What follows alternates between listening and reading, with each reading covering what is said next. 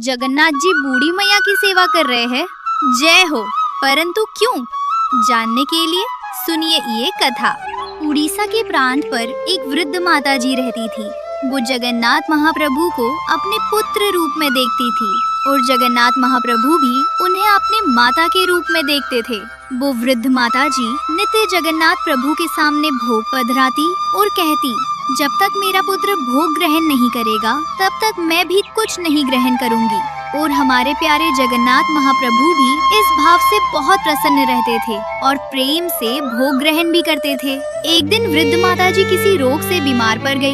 सब उनकी सेवा करना चाहते थे, लेकिन वो सबको भगा देती थी और बोलती थी, तुम सब जाओ, मुझे किसी की सेवा नहीं चाहिए। मेरा पुत्र आएगा और मेरी सेवा करेगा।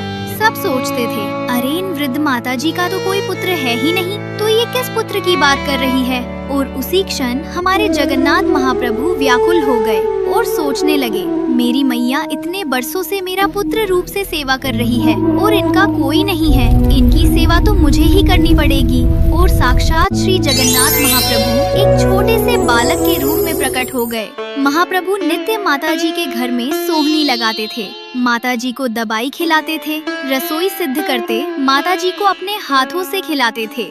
एक दिन बलभद्र जी जगन्नाथ जी से पूछे, लाला तू रोज सुबह सुबह कहाँ जाता है? तो जगन्नाथ जी मुस्कुराकर वहाँ से चले जाते। बलभद्र जी सुभद्रा जी से पूछे, अरे सुभद्रा, ये लाला रोज रोज कहाँ जाता है, तुझे कुछ पता है क्या?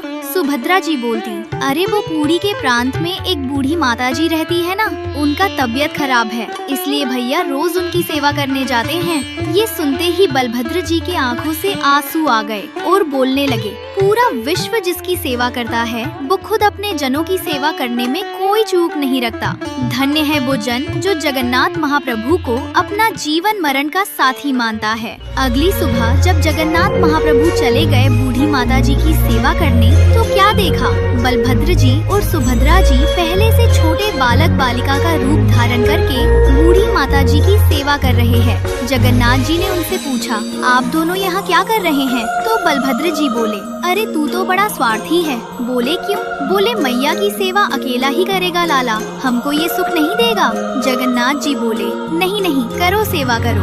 अब सुभद्रा जी प्रसाद पका रही है, बलभद्र जी झाड़ू लगा रहे हैं और जगन्नाथ जी बूढ़ी मैया की सेवा कर रहे हैं। अब उधर बैकुंठ में लक्ष्मी जी को ये बात पता नहीं थी, तो लक्ष्मी जी सोचने लगी कि ये तीनों भाई बहन मुझसे छुपा के जरूर कुछ करने जाते हैं, मुझे साथ नहीं लेके जाते। तो लक्ष्मी जी रूठ के बैठ गयी। जैसे ही लक्ष्मी जी रूठी तो पुरी में सब जगह अकाल पड़ गया। अब जगन्नाथ जी तो बड़ी दुविधा में आ गए, माता जी की सेवा कैसे होगी। तभी जगन्नाथ जी ने अपनी दिव्य दृष्टि से देखा कि लक्ष्मी जी रूठ के बैठी है। जगन्नाथ जी समझ गए कि इस परिस्थिति का कारण क्या है। तुरंत गए बैकुंठ और लक्ष्मी जी को मनाने लग गए। अब लक्ष्मी जी तो मान नहीं रही है, तो जगन्नाथ जी ने सोचा कि इनको कुछ दे के मनाना पड़ेगा। तभी उनको याद आया, लक्ष्मी जी को रसगुल्ला बहुत पसंद है, लेकिन रसगुल्ला भी कहाँ से लाते, सब जगह तो अकाल पड़ चुका था। तभी उनको याद आया कि उनका एक परम मित्र था गोपाल, उसके घर में अकाल नहीं पड़ा था।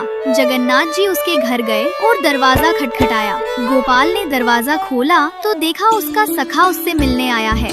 देखते ही बोला, अरे सखा, आप मुझसे मिलने आए हो? जगन्नाथ जी ने उसको सब बात बताई और बोले, एक हांडी रसगुल्ला बनाने को। गोपाल ने अपनी मैया से कही रसगुल्ला बना देने को। उसकी मैया ने रसगुल्ला बनाई। वो रसगुल्ला लेके जगन्नाथ जी चले गए लक्ष्मी जी को मनाने। बैकुंठ में पहुँचे और लक्ष्मी जी को मना लिया जगन्नाथ जी ने। सब जगह अकाल दूर हो गया। जगन्नाथ जी फिर से पहुँचे बूढ़ी मैया की सेवा में। बूढ़ी मैया की खूब सेवा की और उनको स्वस्थ किया। और जब बूढ़ी मैया को होश आया तो शंख चक्र गदा पद्मधारी ठाकुर जी प्रकट हो गए और बोले, मैया अब चलो मेरे साथ बैकुंठ। मैया बोली, जब ले ही जाना था तो इतनी सेवा क्यों की? जगन्नाथ जी बोले, जब मेरा कोई जन कष्ट में होता है, पीड़ा में होता है, तब उसका कष्ट दूर करने मैं ही आता हूँ। मैया बोली, अरे वो तो समझ आया, पर और कष्ट हरण भी तो कर सकते थे, वो क्यों नहीं की? जगन्नाथ जी बोले, मैया प्रारब्ध सबको भोगना पड़ता है। अगर मैं तुम्हारा कष्ट हरण करता तो तुम्हें दोबारा इस मृत्यु लोक में जन्म लेना पड़ता, और वो मैं नहीं चाहता। मैं चाहता हूँ मेरी प्यारी मैया मेरे पास ही रहे सदा सदा के लिए। और जगन्नाथ जी ने उन मैया को अपने नित्य धाम में बास दे दिया सदा सदा के लिए।